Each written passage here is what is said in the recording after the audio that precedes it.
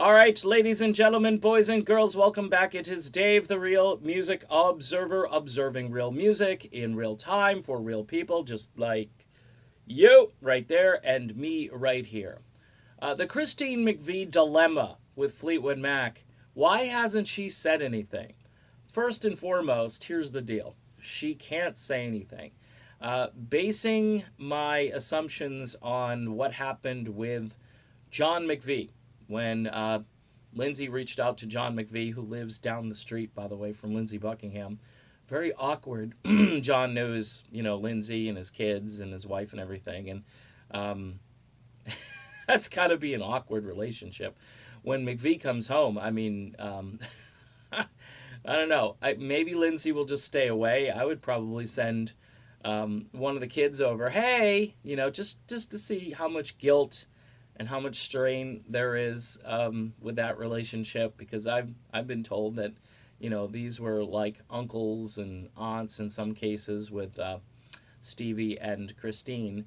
But I think Christine, obviously, again, like I said, it's kind of the British way, is to just put your head down and be respectful of the contract that you probably are involved in.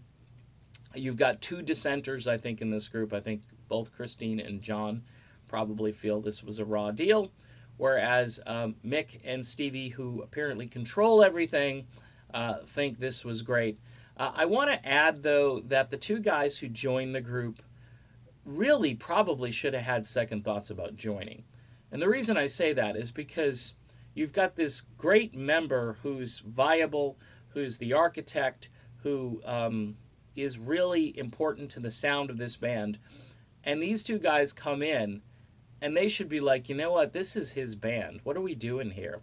No, we don't want to take this gig. I get it. It's a fairly big payday. If they're splitting just the $12 million that could have been Lindsay's and should have been Lindsay's, then you're looking at $6 million each. Although if they're hired guns, the contract may have been written even lower. I know in some bands it's only around $3 or $4 million for a tour like this. I know, really, I'm discussing $3 or $4 million like it's only $3 or $4 million. But it's a big payday, and they should get a part of that payday, certainly, because so much is skimmed off the top between the ticket prices and the parking and the concessions and fees for printing your tickets, having the privilege to print your tickets. Yes, you pay a fee. It's awesome. I just think that with all of that, these guys should have looked at Mick and Stevie and said, are you crazy? No, we're not doing this. But it's like anything else. It's a business. And that's, I think, the part that Lindsey Buckingham hates. He hates the part that the artistry of this business has become more business focused than artistic, and that the two can't coexist. And I think in the long run, it's just going to hurt the entire industry, where people go, okay, if you don't like this band, we can swap out some band members. If you don't like band members who are currently in your band, let's just get some name ID from another band and put them in.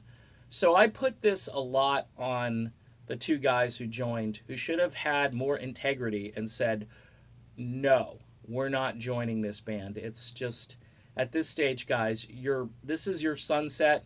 This is your swan song. You should go out together, even if it's a little bit painful to work together, even if you don't like Lindsay because he manages and micromanages and has really good insights and instincts, and the rest of you guys are kind of flying by the seat of your pants, because that's kind of what it looks like from my angle here. Okay, done with this video. I don't know if you can blame Christine McVie for any of this. I think she's just going along to get along. See you.